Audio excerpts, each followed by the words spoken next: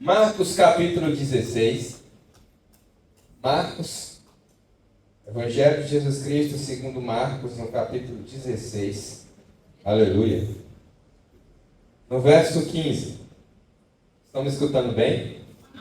Aleluia. Marcos 16, verso 15.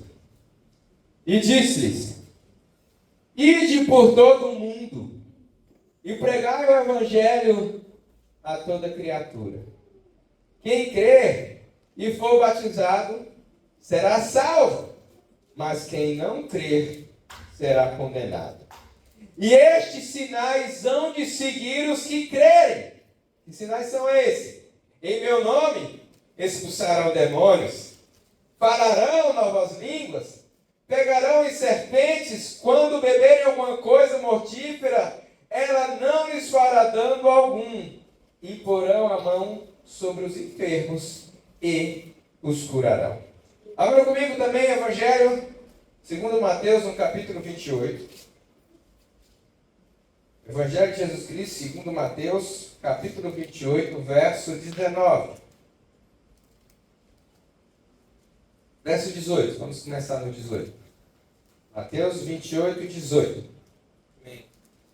Chegando-se Jesus, falou-lhe dizendo: É-me dado todo o poder no céu e na terra.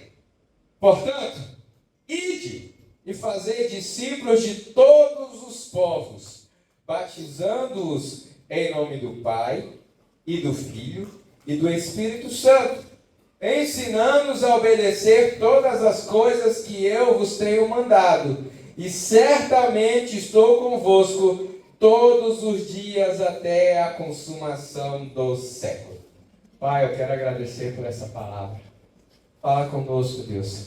Traga revelação, traga entendimento. Espírito Santo, fala a tua igreja. Que essa palavra possa produzir fruto. Que essa palavra possa nos ativar. Que essa palavra possa nos despertar. Que essa palavra possa nos levar a estar alinhado com o coração de Deus Pai. Em nome de Jesus. Fala conosco, nós clamamos ao Senhor, e que todas as distrações, que todo o roubo do inimigo da palavra que será semeada no altar, caia por terra, em nome de Jesus. Amém, amém, amém.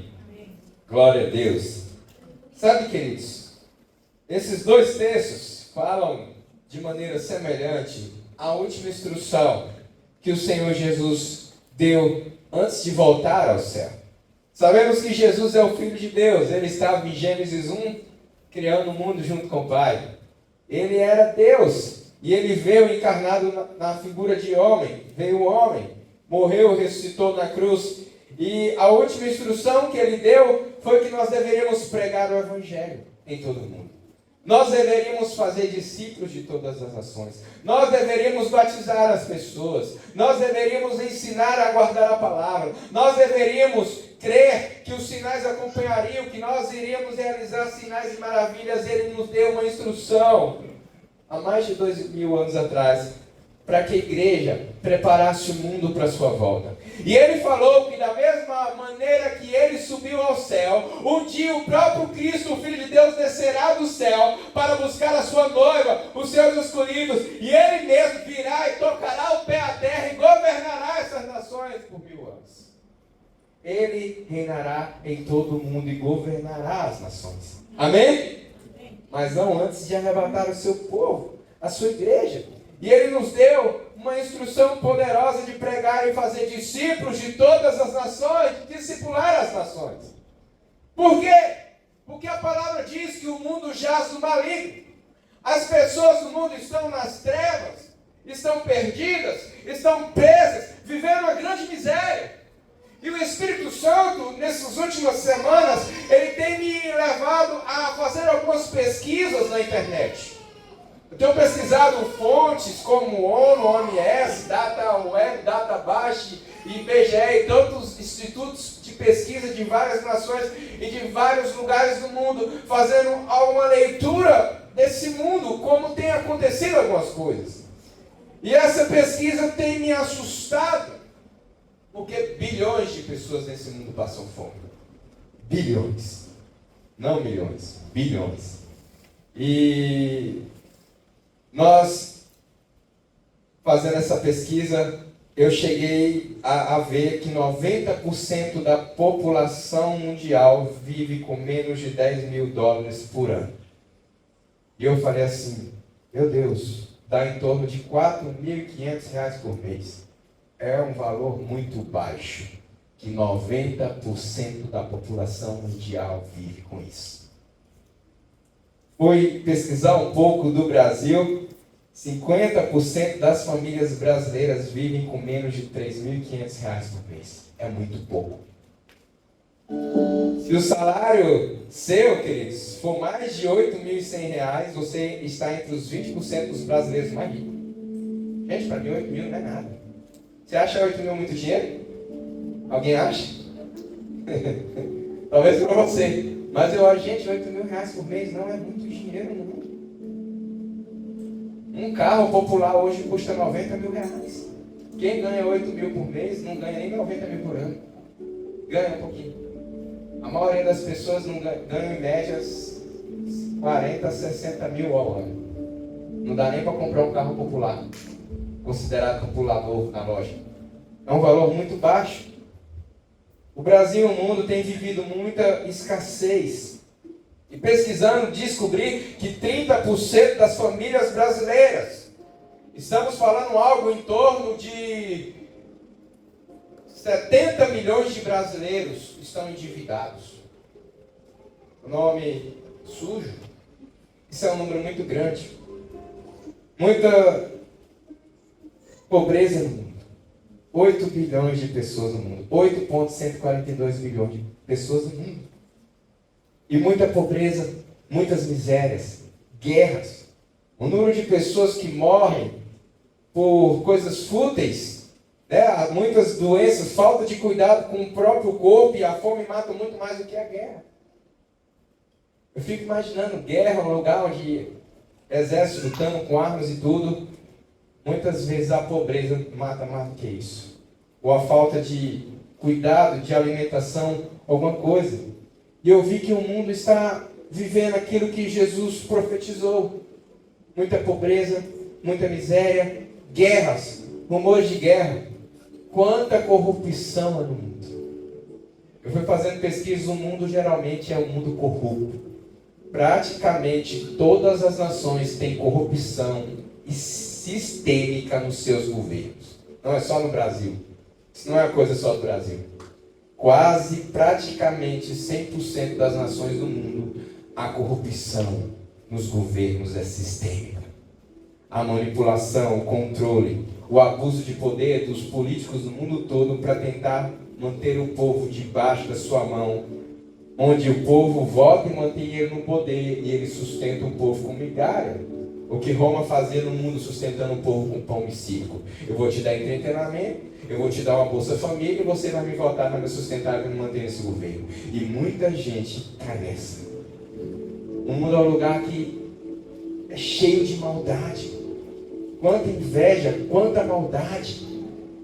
Um tempo atrás, eu vi um motorista fechar um motoqueiro numa rotatória em Palmas, porque estava chovendo. E ele virou assim e freou de uma vez uma rotatória, que não se pode fazer. O motoqueiro, claro, freou, buzinou. Ô, cuidado aí, quase que eu bati em você. O cara saiu, levantou a blusa e mostrou a arma.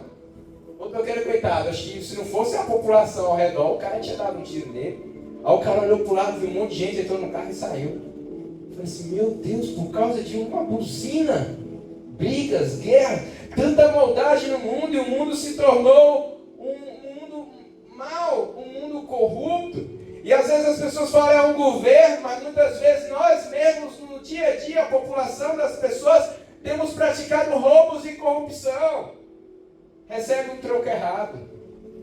Fura fila, o brasileiro é especialista em furar fila. Errado. E muitas vezes nós vemos o mundo a cada vez mais se tornando enraizado nas trevas, por causa de uma mentalidade errada. E no mundo, queridos, temos 8,142 bilhões de pessoas. Eu me assusto com esse dado. E pesquisando, descobri que tem 2,3 bilhões de cristãos apenas, incluindo tudo, católicos, evangélicos e todas as linhas que se consideram cristãs, como espíritas e outras. Ou seja, nós temos pelo menos 6 bilhões de pessoas que ainda não conhecem a Cristo nesse mundo. 6 bilhões de pessoas que não entregaram a vida para Jesus. E pelo menos 1 bilhão que está com Cristo, mas ainda não conheceu o Evangelho verdadeiro. Então nós temos aí praticamente 7 bilhões de pessoas perdidas no mundo. É muita gente. No Brasil temos 203 milhões de habitantes, cujos 170 milhões de brasileiros ainda não conhecem o Senhor Jesus. De verdade. 170 milhões de brasileiros. Quase 70% dos brasileiros e quase 80% da população mundial estão em Cristo. Quase 70% dos brasileiros e quase 80% da população mundial, se morrer hoje, vai para o inferno. Isso é algo assustador. De 7 a cada 8 pessoas que você conhece, se morrer essa noite, vai para o inferno. Você já parou para pensar o tanto que isso é assustador? Eu creio que eu e você está salvo, amém? Mas 70% dos seus conhecidos estão no inferno. Isso me assusta. Isso me deixa preocupado, porque o que eu como igreja estou fazendo por isso? É algo muito sério, isso é uma tragédia, porque de fato o mundo se tornou um maligno. Hoje nós vemos a TV, nós vemos pobreza, é miséria, é guerra, é corrupção, é roubo, é falta de perdão, é futilidade. Eu vi um vídeo de um adolescente quebrando o carro da mãe porque a mãe tomou o celular, porque ela não quis fazer a lição de casa. Olha o mundo que nós estamos vivendo. A filha que matou o pai e a mãe com o namorado foi ouvir a série Netflix. E uma professora que deu a vida por alunos na escola não virou. Olha a inversão de valores. E está em top 10 lá na stream dele. A vida de uma menina que matou os pais e uma professora heroína, ninguém fala. Olha qual é a inversão dos valores. Olha o que querem pregar para nós. O mundo de fato está perdido. Quantas futilidades estão nos vendo, excesso de entretenimento, a promiscuidade nunca foi tão fácil hoje. Você pode ter na palma da sua mão no celular, muito fácil, é assustador. E até lá fora, hoje é muito mais difícil, muito mais fácil. Se um cara quiser pecar na promiscuidade, hoje está muito mais fácil. Muito. Isso tudo é o afastamento, é um sintoma do afastamento da humanidade do seu Criador. Certa vez eu vi um pregador falando algo muito interessante. Quanto mais a humanidade se afasta de Deus, mais atrocidades ela comete. Porque quanto mais um homem se afasta da luz, mais as trevas dominam. Se você for pesquisar um pouco, assistir um pouco de jornal, você fica assustado. Gente que mata por pouca coisa, que se vinga por pouca coisa, que se ira por pouca coisa. E o mais, todo dia morrem milhões de pessoas no mundo. Todo dia. E eu parei para pensar que a grande maioria dessas pessoas, todos os dias, estão morrendo no inferno. Milhares de pessoas morrendo e indo para o inferno. Se eu não me engano, eu li o dado que no ano passado morreram quase 600 mil brasileiros, de diversos motivos. Se nós olharmos que 70% não são salvos, é bom de matemática aí, nós temos aí aproximadamente 400 mil brasileiros que morreram em 2024, perderam a vida e estão nas trevas, no inferno. Isso é algo muito triste. Nós vemos isso no mundo. O diabo ele não está brincando de ser diabo. O diabo ele não está brincando de matar, roubar e destruir vidas, destruir famílias. Sem contar quantas pessoas estão vivas, mas estão mortas na sua alma. Presa nos vícios. Presa na depressão. Presa na angústia. presa nos problemas familiares, estão vivendo, mas a sua alma está morta. Esposas viúvas de marido vivos, filhos órfãos de pais vivos. Como nós vemos isso hoje nesse mundo, querido, nessa geração? E muitas vezes, aqueles que deveriam fazer algo, que deveriam ser a luz, estão preocupados muitas vezes com a sua vida pessoal. Mas eu tenho uma boa notícia. Mesmo que o mundo jaz no maligno, mesmo que tantas pessoas estão presas, mesmo que o inferno parece estar prevalecendo, eu quero dizer que Jesus veio para salvar o pecador e para destruir as obras do diabo. Jesus veio para destruir as obras do diabo e para salvar o homem pecador. E no livro de Apocalipse, nós vemos, as trevas podem até prevalecerem por um tempo, mas por fim, o Filho de Deus vencerá para todo sempre todo o mal. Ele prevalecerá. Outra notícia que eu tenho para dizer é que Jesus estabeleceu a sua igreja e a revestiu de poder e autoridade. E eu e você, que somos salvos, fazemos parte dessa igreja. E eu e você temos um poder, uma autoridade, uma unção, uma luz dentro de nós para mudar essa realidade no Brasil e no mundo. Amém? Porque nós somos a luz do mundo. E a luz brilha para trazer a clareza àqueles que estão nas trevas. Nós somos o sal da terra. Nós somos o tempero para esse mundo sem graça. Nós somos os soldados do reino. Nós somos os agentes do céu. Nós somos, queridos. Nós somos os resgatadores, uma nação santa, um povo exclusivo de propriedade de Deus. Nós somos a resposta para esse mundo. Porque nós carregamos a mensagem de Jesus, que não é só uma mensagem, é um poder que transforma. Primeiro, esse poder precisa transformar a minha e a tua vida. E depois que formos, à medida que formos transformados, nós seremos agentes de transformação para Araguaína, para o Tocantins, para o Brasil e para as nações da terra. Há uma promessa de vários profetas de todo o mundo, que o Brasil seria um celeiro de um avivamento mundial. Há uma promessa. Eu creio nisso, que o Brasil vai começar um grande avivamento do Brasil para as nações, que vai culminar na volta de Jesus. Eu creio. Independente de qual é a linha teológica do céu, escatológica do céu, isso vai acontecer. E nós precisamos estar preparados, porque o Senhor confiou à sua igreja uma missão. Quem é a igreja? Amém? Que missão é essa? A missão de pregar o Evangelho. Ide, pregai o Evangelho. Nós temos uma responsabilidade de pregar o Evangelho aonde formos. Se possível, use palavras.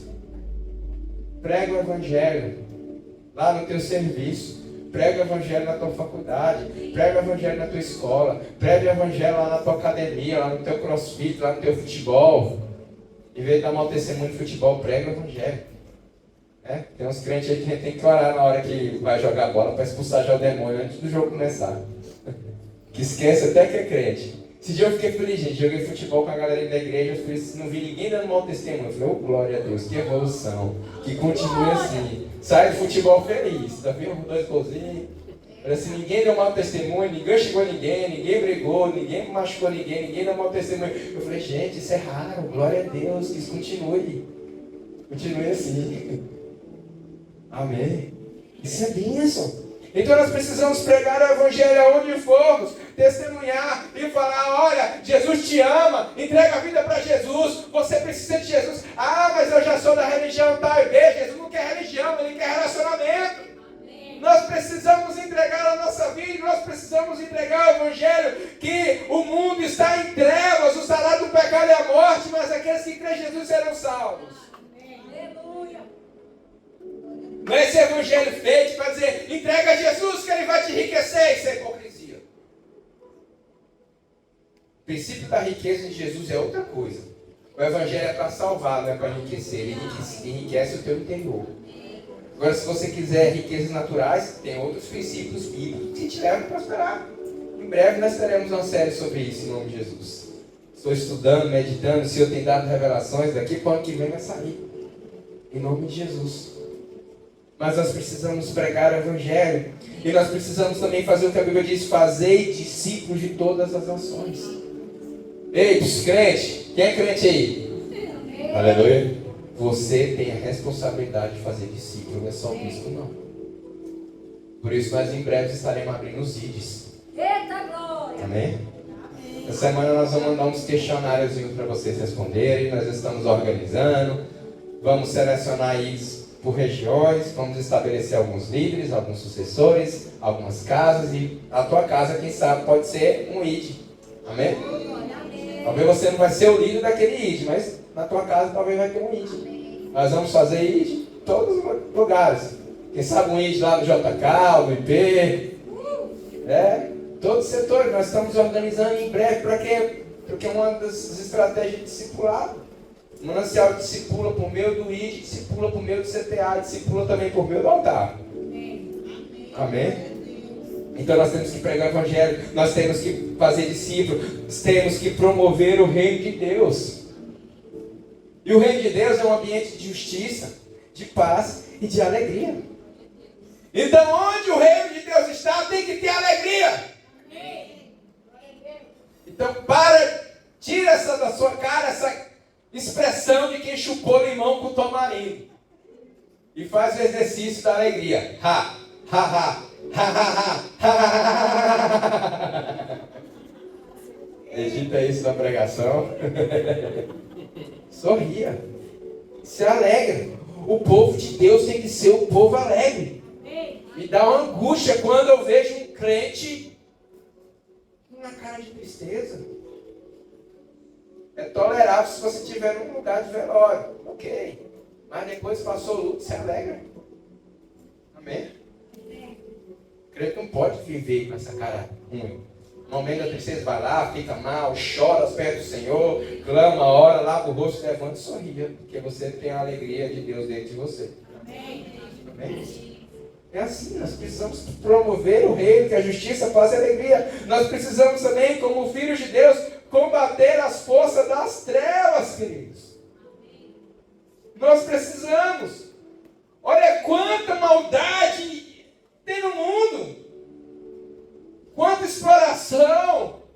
Meu Deus, eu me dá um ranço às vezes de assistir um jornal, porque é tanta notícia ruim.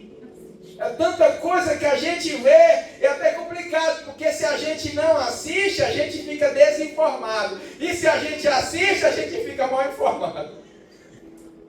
Por isso que eu gosto de assistir uns 3, 4 jornais diferentes. Eu assisto um jornal de viés esquerda, outro de viés direita, para me fazer o meu filtro e para ver, porque cada um puxa para o seu canto. E tem uma verdade no meio ali. Então, eu procuro ver ali, um pouquinho de cá, para a gente ter a noção. Para entender. Porque esse mundo é muito mal, queridos. É terrível. Cada notícia que a gente vê. E nós somos os porta-voz de Deus nessa terra. Você é o embaixador de Cristo nessa terra. Você é o embaixador de Cristo nessa terra. O Pai te muniu de poder, sabedoria e autoridade para você mudar a realidade de onde você está. E essa palavra é o alimento que vai te ajudar nisso. O Espírito está dentro de você te guiando. O Pai está levantando uma geração de pessoas que o amam.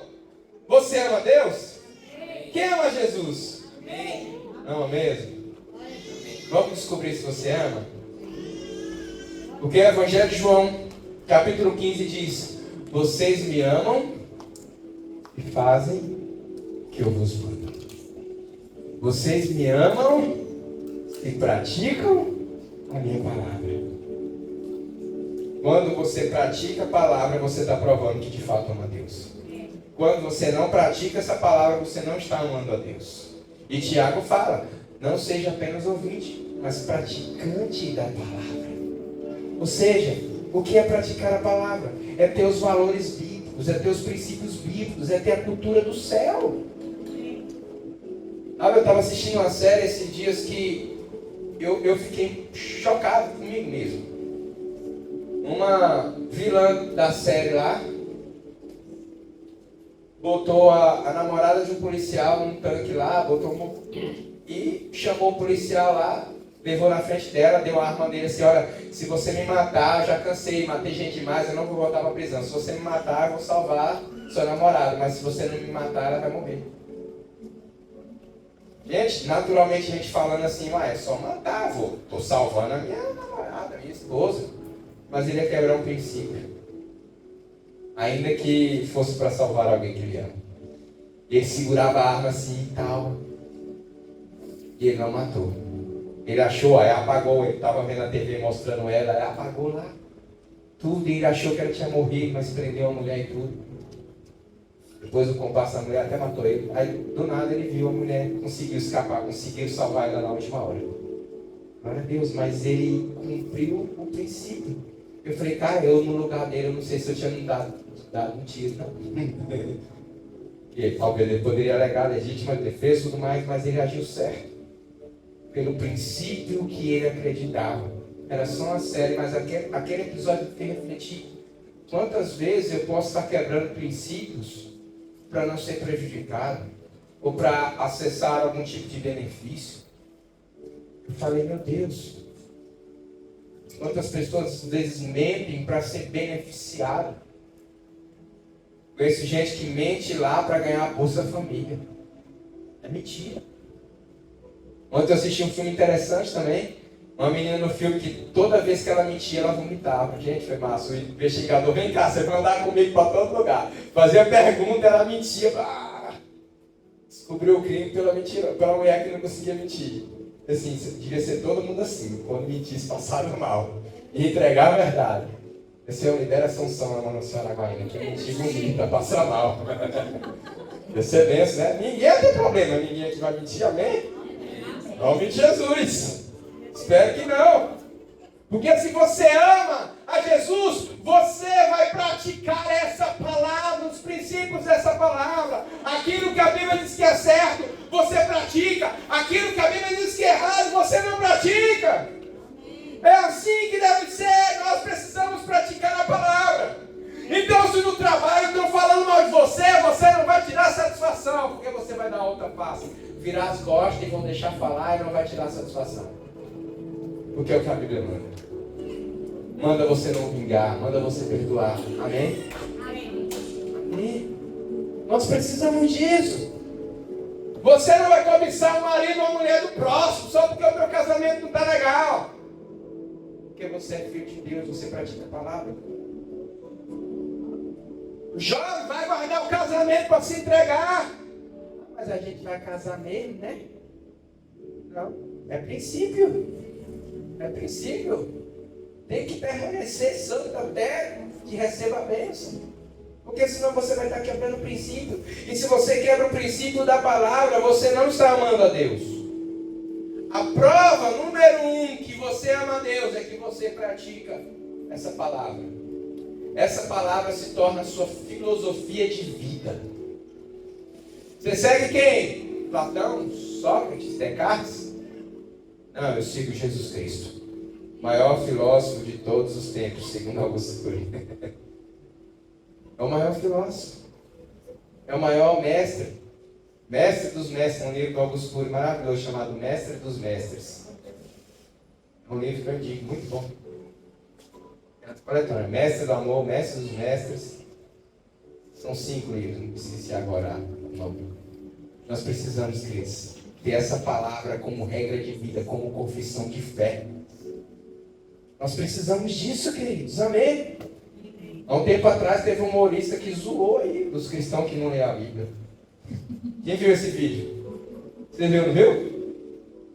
Quem viu? Teve um humorista que é ateu, fala do show dele. Esse dia eu ouvi um crente, perguntei: você lê a Bíblia? Aí o crente falou para ele: não.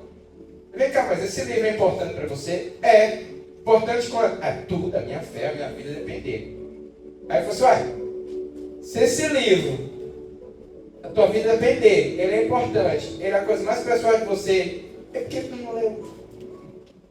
Você está sendo incoerente. Aí os caras falaram para ele: tu já viu o tamanho da Bíblia? falei, meu Deus do céu, ainda zoou. Deus usou ele ainda para fazer os crentes ler a Bíblia na época. Ele disse que um monte de crente apareceu no show. Eu estou lendo a Bíblia, viu? Eu falei, deve ser algo normal, né, do cristão. Meditar a palavra e praticar. Então, se você ama Deus, você precisa ser um praticante da palavra, amém? Você ama Jesus? Outra prova de que ama Jesus. Pedro, tu me amas? Apacenta as minhas ovelhas. Quem ama Jesus, cuida das suas ovelhas, cuida dos seus pequeninos. Se você ama Jesus, se você tem compromisso com Jesus, você precisa cuidar de pessoas. E o ID vai ser um lugar muito bom com isso. Abre o teu coração para os IDs, porque lá você vai cuidar de gente. Ah, não vou ser líder, mas pode cuidar também.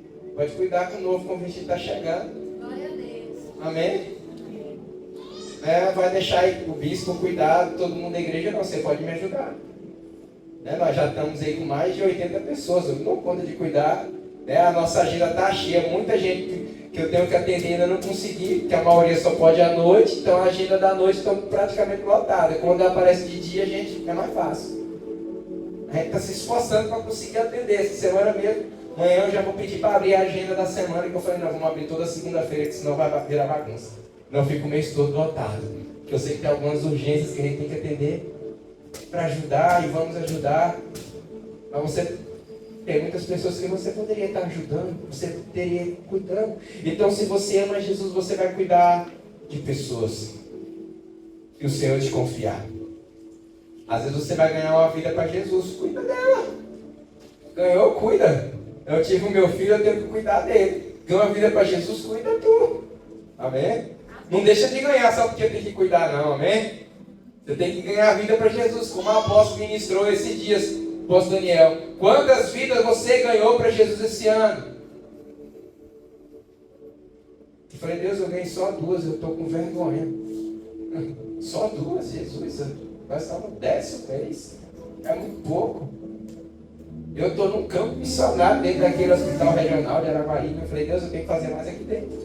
Me dá oportunidade, me ajuda a criar uma oportunidade. Eu preciso ganhar mais gente para Jesus aqui dentro. Pessoas que estão precisando de Jesus. Então, se você ama, você cuida das ovelhas, amém? Amém. Você ama Jesus? Amém. Cuida das ovelhas. Cuida das pessoas. Cuida do irmão que está do seu lado. Você viu? Olha para o lado aí. Está faltando um monte de gente, não tá? Da igreja? Manda mensagem hoje. Sente sua falta, meu irmão. Está tudo bem? Eu vou fazer isso. Não todo mundo que faltou hoje. Mas você pode fazer também alguém que você sentiu. Não precisa ser todo mundo. Olhou para o lado, um amigo seu, alguém da igreja que você viu que não está aqui, liga. Manda mensagem. Tudo bom, meu irmão? Senti sua falta hoje. Como é que você está? Bora tomar uma açaí amanhã à tarde? Cuida. Amém? Porque se você não cuida das pessoas, você não está amando a Jesus. Porque quem ama Jesus, ele ama vidas. Quem ama Jesus, ele quer pregar o evangelho. Quem ama Jesus, ele não quer perder pessoas. Ele chega de manhã, Senhor, me ajuda. Como é que eu vou ganhar os meus colegas de trabalho? Olha quantas pessoas trabalham aqui comigo. Eu preciso falar de Jesus para essas pessoas. Senhor, me ajuda a criar a oportunidade de levar o evangelho, de cuidar dessas pessoas, de levá-las para Jesus. Amém? Porque nós precisamos, queridos, fazer algo para mudar esse mal no mundo. Essa é a realidade. Nós não podemos aceitar o diabo tomar conta desse mundo e fazer um mundo de bagunça, virar o mundo de cabeça para baixo. Nós temos que ser aqueles que vão virar o mundo de cabeça para cima, e vão liberar a luz, e que vão ser agentes de avivamento mundial que o Senhor quer liberar sobre o Brasil e as nações. Amém? Você ama Jesus? Quem ama Jesus nega a si mesmo. Ele que quer vir após mim, nega-se a si mesmo, tome a sua cruz e siga-me. Isso é importante. Posso ouvir um glória a Deus? Glória a Deus. Aleluia, tem crente aqui. Quem ama Jesus, ele nega a si mesmo. Ele nega os desejos pecaminosos. Tem vezes que eu vou para um casamento, um aniversário, eu estou cheio, eu quero comer mais, mas eu sei que é pecado, é gula, eu não como. Se a pessoa me oferece, eu levo para casa. Se não oferece, eu não levo. É assim. Aí tem gente que está cheio, chega com gula, ele tem que comer. Não, querido, é gula, é pecado. Diz não para esse desejo. Leva para casa se puder, se não puder, recusa. A maioria deixa liberar para casa. Mas não precisa comer. Ai, quando é que eu vou ter a oportunidade de comer outro bolo, outro docinho? Leva para casa, querido, não come na hora não. É pecado, é feio. Eu já estou esperto, quando eu vou no aniversário, eu já deixo a vaguinha do bolo. Que eu gosto de comer o bolo é na hora, o doce na hora. Então, eu como um pouquinho menos do que eu gostaria de comer para caber o lugar do bolo. E se eu extrapolar, eu falei, vou ter que levar para casa, porque aqui já, se passar disso, é procedência maligna. Porque os crentes acham que glutonaria não é pecado. Aí eu escolhi de mão, tu pecou. Arrepende, pede perdão, glutonaria leva a gente para o inferno. E tem muita gente que vai para o inferno porque é glutão, come demais, guloso. É pecado. Gula. Tá cheio. Tem muita gente que é gordinho por questão hormonal. Nem todo gordo é porque come demais, ok? Fica separado. Tem gente que é genético, hormonal. Hoje em dia, eu conheço muito magrinho que come Jesus amado. Vou citar o nome, mas tem um amigo lá em Porto que eu falo que ele é ocado. Gente, o que tiver, ele não nega fora. Eu falei, menino, onde é que entra tudo? Tu é seco. E come, feito um búfalo. Elefante, sei lá o quê. E é magro. Eu falei, ô genética, eu senhor, e tu é injusto, senhor. Olha a genética desse menino. Se eu comesse metade do que ele come, eu era uma baleia. Gula é pecado, querido. E nós precisamos dizer não para os nossos desejos, se ama Jesus. Dizer não aos vícios. Vício de álcool. Vício de droga. E pior, vício de tigrinho de pet. Sabe, querido? É absurdo o quanto de pastores, amigo meu, que fala que tem problema de gente com problema de vício de jogo na igreja. Onde já se viu um crente endividado por causa que estava jogando no tigrinho, apostando no bet. Isso é um absurdo. Não ama Jesus. Arrependa-se. Para com isso. Não pode. Nem deve começar. Gente que torna o salário em Mega Sena, faz bolão todo mês. É pecado, bicho, jogar na Mega Sena é pecado? Não é moral, mas pecado não é. Mas se você gasta dinheiro com a tua família jogando, aí sim é pecado. Pecado. Uma vez eu e minha esposa procuramos restaurar uma pessoa, mais de 12 mil reais. No jogo do tigrinho. Outros que se endividaram, conheço gente que teve mais de 30 mil porque perdeu no bet, apostando em jogo de futebol. Ganhei uma vez, ganhou 500 reais e perdeu 50 mil. Para com isso. Negue-se a si mesmo, quer ganhar dinheiro, vai trabalhar com sabedoria, pede estratégia de Deus para você enriquecer que Ele te dá. Amém. Minha esposa estava me contando um testemunho que ela ouviu uma pessoa testemunhar esses dias, que a pessoa era um funcionário público, juntou lá 6 meses de salário dele, equivalente a 6 meses do que ele ganhava, reserva de emergência, que todo crente deveria fazer. Se você não tem, começa isso. Mas ele falou que Deus pediu todo aquele dinheiro para ele.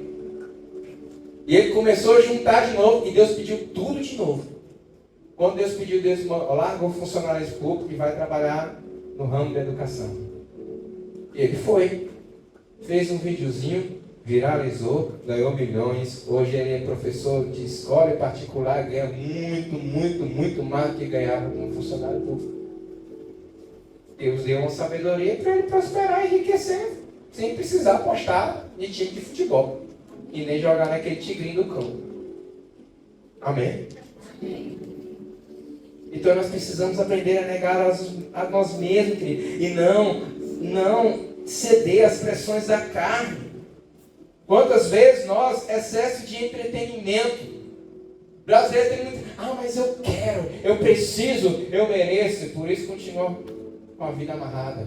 Tanto espiritualmente quanto financeiramente. Eu li um livro a semana passada que teve muita coisa boa nesse livro, chamado Como Ganhar o Mundo Sem Perder a Alma, Thiago Brunet. As coisas lá que não gostei muito não, mas tem muita coisa boa no livro. Se você gosta de ler, é um livro bom. E ele fala assim que muitas pessoas que querem enriquecer, mas querem gastar muito tempo no entretenimento. Muita gente às vezes trabalha o dia todo e chega em casa, quer o quê? Passar 2, 3 horas na frente da televisão. Essa pessoa nunca vai prosperar na vida. As pessoas que prosperam chegam em casa, vão fazer algo, afinar as ferramentas para que possam produzir mais.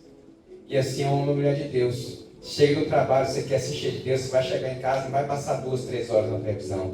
Você vai orar, você vai ler a Bíblia, você vai estudar, você vai ler livros, você vai gastar tempo com coisas espirituais que vai fortalecer e alimentar a tua fé.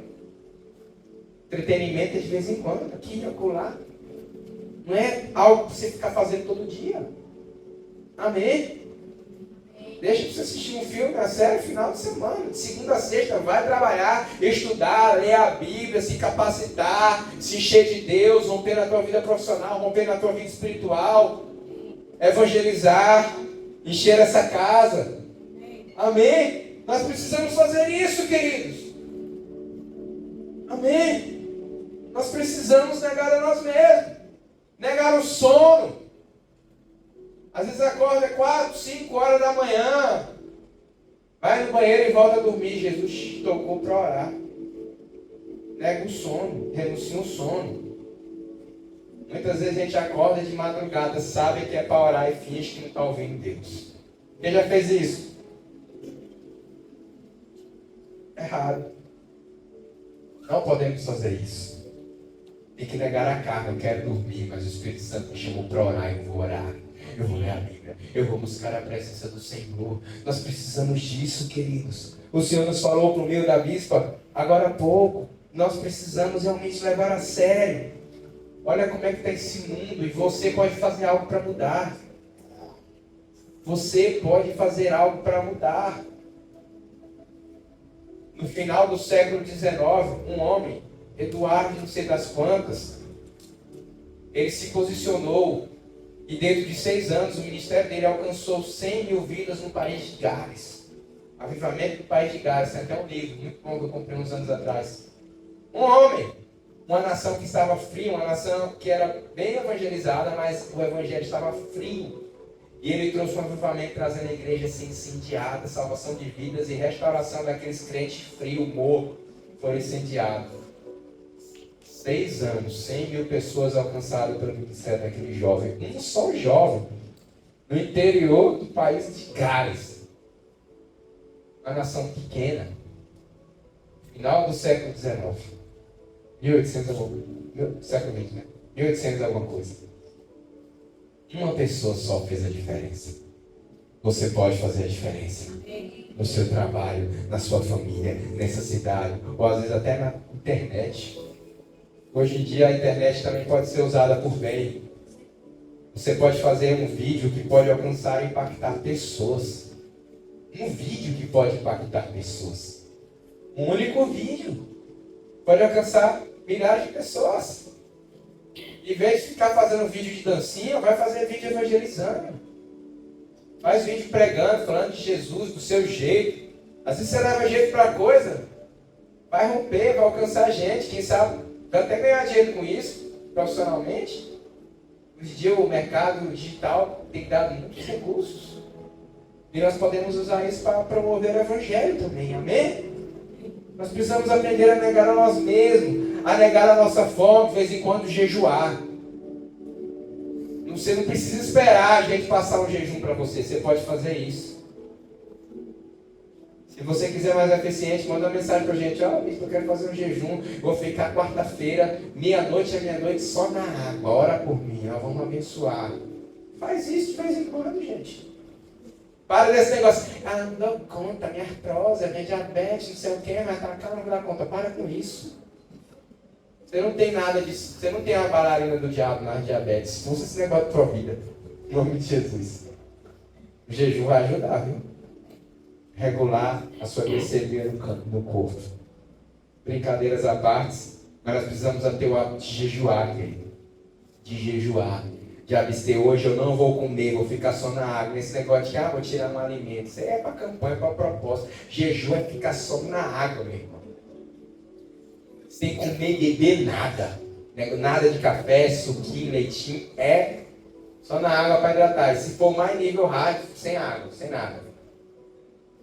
Faça com prudência, com cautela. Eu garanto para você, não morre. Eu já fiquei 4 dias, 3 dias, 4 dias só na água, não morri. Muito saudável. Já fiz um jejum de 7 dias na água. No 4º dia eu me passei mal, me forçaram a tomar um copo de açaí. Uma médica da igreja mandou na época, não, toma esse aqui só para renovar, não quero quebrar, não é quebrar não, você vai beber, você não vai comer nada. Só para não baixar a tua glicemia. E liberaram no 4º dia, eu tomei um copinho de açaí, líquido, não aquele de creme cheio de chucrute, líquido. E continuei 7 dias sem comer nada. Não morri, dá para ficar. Eu vi um filme de pessoas que ficaram não sei quantos dias soterradas sem comer, sem beber, 1 semana, 10, 15 dias, então. Esse negócio que você vai passar mal, não. Vai passar mal é a tua carne, é o teu desejo, é o pecado que mora dentro de você, quando você jejuar. E que eles passem mal em nome de Jesus, amém? Você ama Jesus?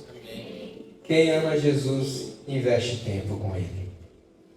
Sabe, quando alguém ama alguém, ele quer passar tempo junto. Ah, o Maurício gosta de passar tempo junto com a Sara. Ama. Sem querer expor. Eu gosto de passar tempo junto com minha esposa. Amo. Gosto de passar tempo.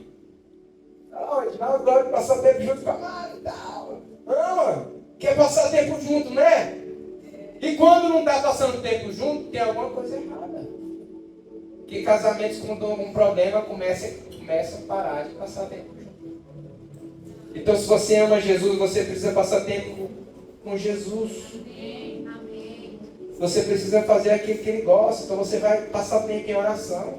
Vai passar tempo aí na palavra. Deus habita no meio dos louvores. Eu vou cantar, ainda que minha voz seja de taquara rachada. Eu vou ligar o CD e vou cantar junto para disfarçar. Aumenta o volume para não assustar o vizinho, tá de boa.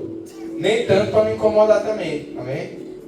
Temos que ser prudentes. O crente não gosta de ser incomodado por vizinho. Então a gente também não vai incomodar o vizinho. Amém? Então você tem um som potente, maneira. Eu tive um vizinho funkeiro no início do ano, orei para ele sair de casa, mudou de casa, glória a Deus.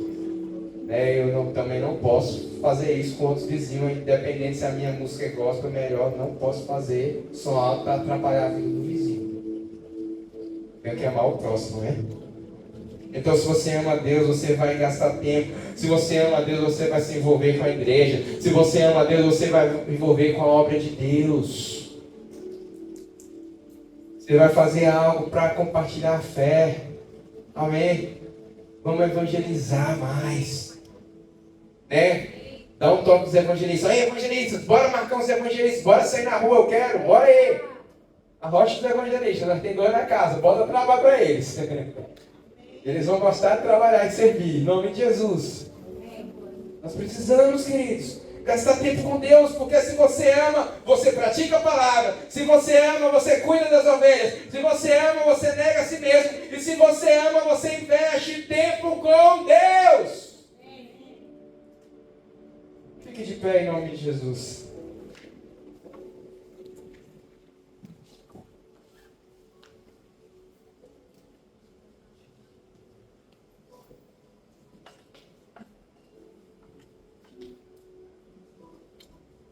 Sabe, o Senhor, Ele quer levantar. Romanos, capítulo 8, 19. A Bíblia diz que a natureza criada aguarda com expectativa que os filhos de Deus sejam revelados, sejam manifestados. O mundo está esperando eu e você ser revelado como filho e filha de Deus. Nós somos salvos, fomos libertos, fomos curados. O Senhor quer que a gente salve, cure e liberte as pessoas pelo poder de Deus que é em nós. Precisamos ser sal e luz e anunciar as boas novas, fazer discípulos e demonstrar o nosso amor ao Senhor. Porque Jesus diz: ide por todo o mundo, pregai o Evangelho, fazer discípulos de todas as nações. Em meu nome expelirão demônios, curarão enfermos, falarão novas línguas, ainda que beberem algo mortífero que lhe oferecerem, não lhe fará mal algum, ainda que uma vírgula te pique, você não será atingido, porque eu te guardarei. Então nós precisamos cumprir o mandamento do Senhor e ir e pregar o evangelho, fazer discípulos e nos revelar essa cidade. Mostrar. Grave isso na tua mente. 7 a cada 10 pessoas que você conhece estão indo para o inferno. E você pode fazer algo para tirá-las de lá. Saia dessa noite dessa igreja com isso em mente. O que eu posso fazer para tirar o meu amigo, o meu vizinho, o meu parente, o meu colega de trabalho, a amiga da academia do inferno? O que eu posso fazer? Pense nisso. Porque você está salvo, glória a Deus. Está salvo, Jesus está te libertando, Jesus está te curando, Jesus está trabalhando na tua vida. Se você morrer hoje, você vai para o céu, glória a Deus por isso. Isso é uma alegria. Mas não querer ir sozinho. Tem muitas pessoas lá fora que estão precisando da gente se revelar. Tem muitas pessoas lá fora que estão precisando que a gente se posicione e faça algo. Tem muitas pessoas até que criticam a gente, falam mal da gente, perseguem a gente pela nossa fé. Porque elas estão cegas. A Bíblia diz que o inimigo cegou o entendimento dos incrédulos para que não lhes resplandeça a luz. Ela está já atacando porque ela está cega pelas trevas. Mas ame, prega o evangelho até para essas pessoas que te atacam. Porque a Bíblia diz: amem os vossos inimigos e orem por aqueles que vos perseguem. Até aquelas pessoas que nos fazem mal, nós temos que fazer o bem. Amém? É assim que deve ser. Teve aquele filme A Forja, quem assistiu? Teve até o Cine Fábio aí. Gente, aquela cena me impactou. O cara bêbado matou a esposa do cara atropelado. E o viúvo foi lá e ganhou aquele cara para Jesus. Se tornou um dos melhores amigos dele. Se tornou o discipulador dele. É um filme, mas isso acontece na vida real. Pode acontecer. Porque ele demonstrou um amor. Aquela cena foi, meu Deus, que amor. Nós precisamos desse amor. Que o Senhor possa liberar sobre ti o amor pelos perdidos, o amor pela vida. Pai, nós queremos clamar a ti essa noite. Gera em nós amor pelos perdidos. Gera em nós amor pelas vidas. Pai, nós queremos pedir perdão ao Senhor por todas as vezes que nós não amamos ao Senhor. Todas as vezes que nós falhamos em demonstrar o nosso amor, buscando ao Senhor, cuidando das pessoas, por todas as oportunidades que nós perdemos de pregar o Evangelho, por todas as vezes que nós abrimos mão de socorrer as pessoas, os nossos irmãos, as pessoas que estão fracas na fé, perdoa-nos. E eu oro, Pai, visita-nos, gera em nós amor pelas vidas, gera em nós amor pelos perdidos, que nós possamos olhar para as pessoas nessa cidade com compaixão e que nós possamos ser ousados para falar de Jesus, para pregar o Evangelho, para orar pelas pessoas, para expulsar o mal da vida das pessoas, para profetizar, para fazer campanhas de jejum e oração para que vidas sejam salvas. Nós não queremos apenas encher essa igreja, nós queremos ver as pessoas rendidas a Cristo, queremos ver as pessoas arrancadas das trevas, sair da prisão do diabo. Pai, que nós, como igreja do Senhor, possamos ser essa luz, possamos ser esse agente de milagre, esses agentes de salvação, que resgatam as vidas, que tiram as pessoas das trevas, que libertam as pessoas das prisões que o inimigo tem lançado. Ajuda-nos, Pai, ajuda-nos, gera esse arrependimento, gera no coração dos teus filhos o amor pelos perdidos, o amor pela vida, a ousadia. Que todo espírito de vergonha, de timidez, de travamento caia por terra e que nós recebamos do Senhor o espírito de ousadia e de intrepidez. Eu profetizo agora sobre a tua vida, espírito de ousadia, espírito de intrepidez para pregar o Evangelho, para cuidar de pessoas, para expulsar os demônios, para profetizar curas e enfermos.